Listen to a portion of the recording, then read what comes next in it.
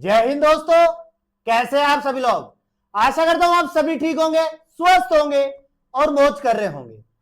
मैं अंकित एक बार फिर से आपके अपने एजुकेशन चैनल वासुदेवा एजुकेशन में आपका स्वागत करता हूं। और दोस्तों, आज हम बात करने वाले हैं राजस्थान यूनिवर्सिटी पे, जहां हमारी चर्चा होने वाली है बेटा बीए सेमेस्टर 4 पे। किसमें बेटा? बीए सेमेस्टर 4 पे होने वाली है। और हमारी बात होने वाली है बेटा पॉलिटिकल साइंस पे। किसमें बेटा? पॉलिटिकल साइंस पे, राजनीति विज्ञान पे बात होने वाली है, इंडियन वैल्यू सिस्टम पे बात होने वाली है, और बात होने वाली है बेटा मॉडल पेपर सेकंड की। फर्स्ट मॉडल पेपर आपको कल मिल गया था, आज थोड़ा सा लेट हो गया मॉडल पेपर, क्योंकि थोड़ी सी लाइटिंग मिस हो गई अपने पास में, क्योंकि लाइट खराब हो गई थी। अभी भी 2 लाइटें खराब है, इसी वजह से आपको थोड़ा सा धुंधला दिख रहा होगा, पर थोड़ा सा कोऑपरेट कीजिए, कल तक अपने स्लाइड को सही करवाएंगे और आगे आने वाले पेपर जो है वो बिल्कुल लाइटिंग में आने वाले आपके पास में। तो हमारे पास में लाइन होने वाली है बेटा, पेपर में छपने वाले क्वेश्चंस होने वाले हैं आपके पास में, जैसा कि आपको हमेशा से पता है। और इसका परिणाम आपने थर्ड सेमेस्टर में देखा भी था कि हमने कितने सारे क्वेश्चंस आपको मिलवाए थे। तो आइए बात करते हैं अपने पास में एक एक टॉपिक की, एक एक क्वेश्चन की, जहां मैं छोटे प्लस बड़े क्वेश्चन बना के लाया हूं। 10 छोटे क्वेश्चन आते हैं और कुछ बड़े क्वेश्चन आते हैं, जिसमें 5 शॉर्ट लॉन्ग क्वेश्चन आते हैं, फिर 4 हमारे पास में लॉन्ग क्वेश्चन आते हैं। और इस प्रकार से 2 मॉडल पेपर दे रहा हूं, तो ये मान के चलो दोनों मॉडल पेपर से आपको आपका पेपर मिल जाएगा, कहीं बाहर से नहीं मिलने वाला। इन दोनों मॉडल पेपर से आपका क्वेश्चन मिलने वाला है। पहला क्वेश्चन है बेटा, द्वैत शासन किस अधिनियम द्वारा लागू किया गया था?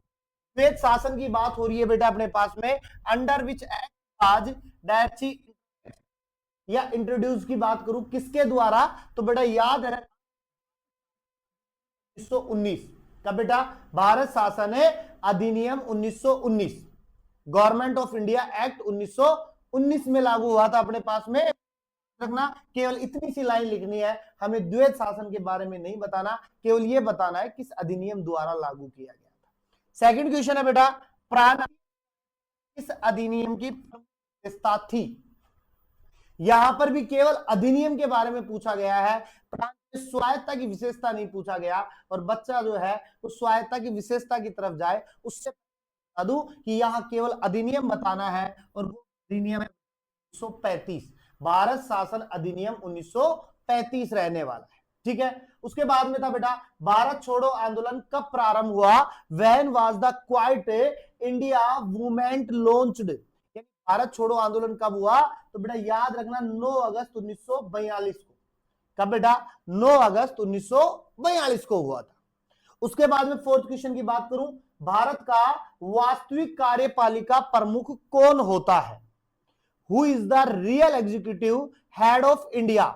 यानी कि जो कार्यपालिका है उसका वास्तविक प्रमुख कौन है? तो बेटा प्राइम मिनिस्टर है, प्रधानमंत्री होता है। कौन होता है बेटा? प्रधानमंत्री, या प्राइम मिनिस्टर हम कह सकते हैं, पीएम भी कह सकते हैं। और फिलहाल के प्राइम मिनिस्टर कौन है? नरेंद्र मोदी जी है, तो हम उनकी बात कर सकते हैं। उसके बाद में क्वेश्चन आता है बेटा, भारतीय संविधान में संविधान संशोधन की प्रक्रिया किस अनुच्छेद में दी गई थी? भारतीय संविधान में संविधान संशोधन की प्रक्रिया किस अनुच्छेद में दी गई थी? तो आर्टिकल पूछ रहा है आपसे, तो बेटा आर्टिकल 368 में दी गई थी। कब बेटा? आर्टिकल 368 में दी गई थी, पहली बात। तो सेकंड बात करते हैं अपने पास में, और सेकंड बात है बेटा यूपीएससी। कौन बेटा? यूपीएससी अपने पास में एक संवैधानिक आयोग है या सांविधिक आयोग है अपने पास में।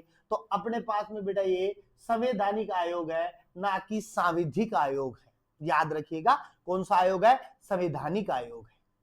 उसके बाद क्वेश्चन आता है बेटा, राज्यपाल की नियुक्ति कौन करता है? Who appoint the governor? तो गवर्नर को कौन अपॉइंट करता है? तो इंडिया के जो प्रथम व्यक्ति है, और इंडिया के जो प्रथम व्यक्ति के रूप में कौन होता है बेटा? भारत के राष्ट्रपति, प्रेसिडेंट ऑफ इंडिया। तो वही हमारे पास में राज्यपाल की नियुक्ति करता है। उसके बाद में बेटा मुख्यमंत्री की नियुक्ति कौन करता है? Who appoint the chief minister. ये सारे क्वेश्चन आपको आते होंगे, क्योंकि आप मेरे से ज्यादा पॉलिटिक्स जानते हो, बट कई बार ऐसे क्वेश्चंस भी आपको देखने को मिलेंगे। तो यहां पे हम क्वेश्चन को रिवर्स कर देंगे और आ जाएगा राज्यपाल। कौन आएगा बेटा? राज्यपाल आ जाएगा। उसके बाद में क्वेश्चन है बेटा सांप्रदायिकता की परिभाषा लिखिए। सांप्रदायिकता की परिभाषा पूछ रहा है, डिफाई कम्युनलिज्म पूछ रहा है। तो बेटा सीधी बात है, सांप्रदायिकता वह विचारधारा है जिसमें व्यक्ति अपने धर्म या समुदाय के हितों को राष्ट्रीय हितों से ऊपर रखता है। यानी अपना जो धर्म है, अपने जो समुदाय के हित है, उनको राष्ट्रीय हितों से ऊपर रखता है। विभिन्न समुदायों तनाव और संघर्ष उत्पन्न होता है। जैसे हिंदू धर्म की बात करने वाला होता है, मुस्लिम धर्म की बात करने वाला, सिख धर्म की बात करने वाला, ईसाई धर्म की बात करने वाला, और इन सब में अपने पास में राष्ट्रीय हित की बात करें तो वो तो सभी को साथ लेके चलने वाले होते हैं। इसलिए हम समुदाय को, अपने धर्म को क्या करते हैं, ऊपर रखते हैं। ठीक है, वही क्या है, सांप्रदायिकता, कम्युनलिज्म है। नक्सलवाद क्या है, व्हाट इज नक्सलिज्म? तो नक्सलवाद क्या है बेटा? तो नक्सल एक पंथी माओवादी है। क्या है बेटा? उग्र पंथी वामोवादी है, आंदोलन है, माध्यम से राजनीति सामाजिक परिवर्तन लाने का प्रयास करता है। अपने पास में राजनीतिक, सामाजिक, ये सारे परिवर्तन लाने का प्रयास करता है। इसलिए हम कहेंगे बिल्कुल एक सशक्त संघर्ष है जिसकी वजह से सारी चीजें होती है। तो ये रहने वाले हमारे पास में टॉप 10 छोटे क्वेश्चन। अब बात करते हैं अपने पास में शॉर्ट लॉन्ग क्वेश्चन की, जल्दी जल्दी से, ताकि आपका टाइम भी व्यतीत ना हो।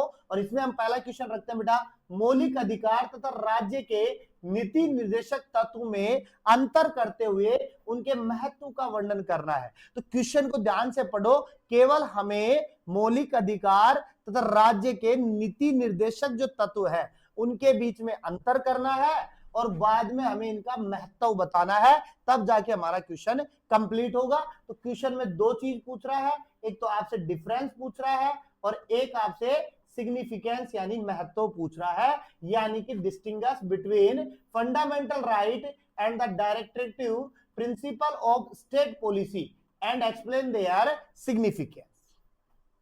नेक्स्ट क्वेश्चन आता है बेटा, जलियांवाला बाग हत्याकांड कब हुआ और क्यों हुआ था?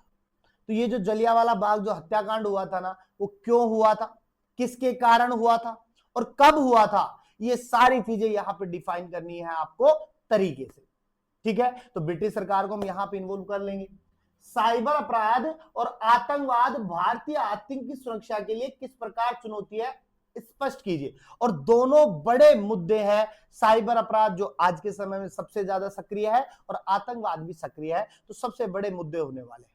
उसके बाद क्वेश्चन आता है बेटा, भारत में राष्ट्रवाद के उदय के प्रमुख कारणों का विस्तृत वर्णन करना है। तो भारतवाद में, भारत की बात करें तो भारत के राष्ट्रवाद के लिए यानी उसको सबसे ज्यादा ऊपर रखने के लिए कौन से मेन रीजंस होने वाले हैं, उनको आपको यहां पे डिफाइन करना है।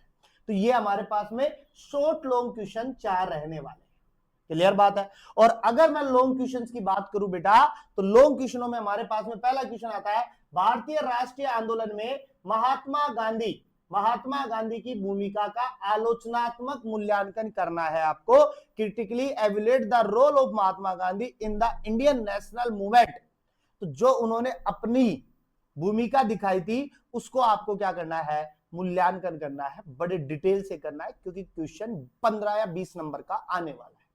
उसके बाद में दूसरा क्वेश्चन इंक्लूड करवाया हमारे एनालिस्ट ने, भारतीय राष्ट्रीय कांग्रेस की स्थापना के कारण एवं प्रारंभिक उद्देश्यों का क्या करना है बेटा, वर्णन करना है। तो किसका बात कर रहे हैं अपने पास में, भारतीय राष्ट्रीय कांग्रेस की जो स्थापना थी उसके कारण बताने, क्यों की गई उसके कारण बताने, और उसके प्रारंभिक उद्देश्य बताने, यानी उनका मेन उद्देश्य क्या था, यानी जब स्टार्टिंग में वो आए थे तो क्या लेके आए थे वो बताना है।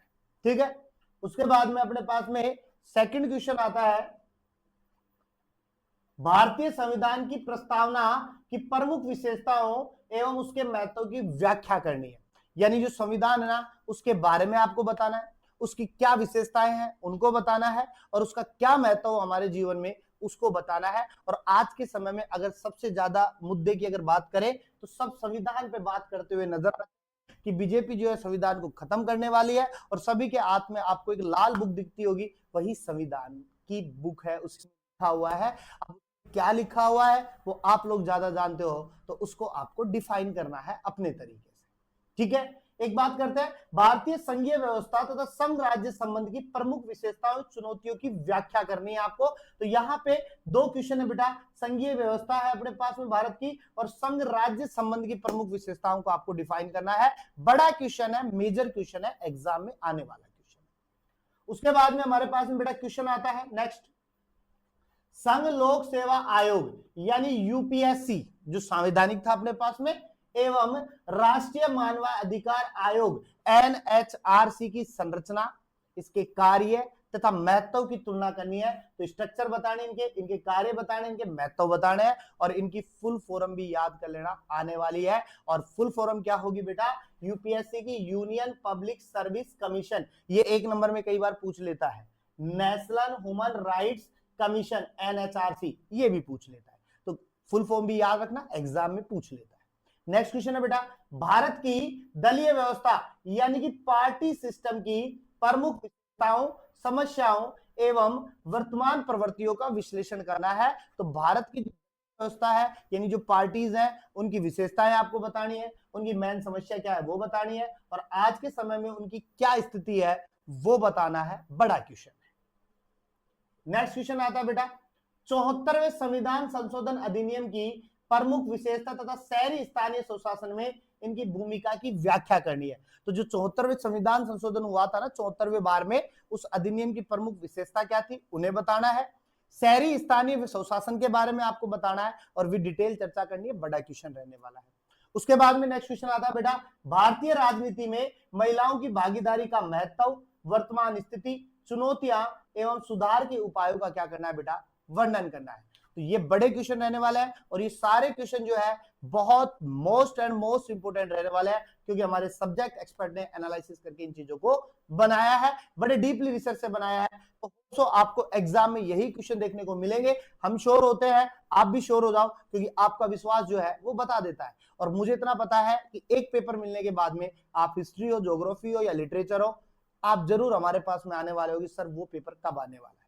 तो पहले पेपर में सभी को संशय रहता है, तो आप बिल्कुल भी थोड़ा भी संशय मत करो, आप केवल अपने ऊपर थोड़ा सा ट्रस्ट रखो, की हुई चीजें जो है वो आपके बहुत काम आने वाली है। तो मिलते हैं एक नेक्स्ट वीडियो के साथ में, तब तक आप बने रहिएगा और हमेशा की तरह बेटा मुस्कुराते रहिए, मुस्कुराना जीवन का अमूल्य फल है।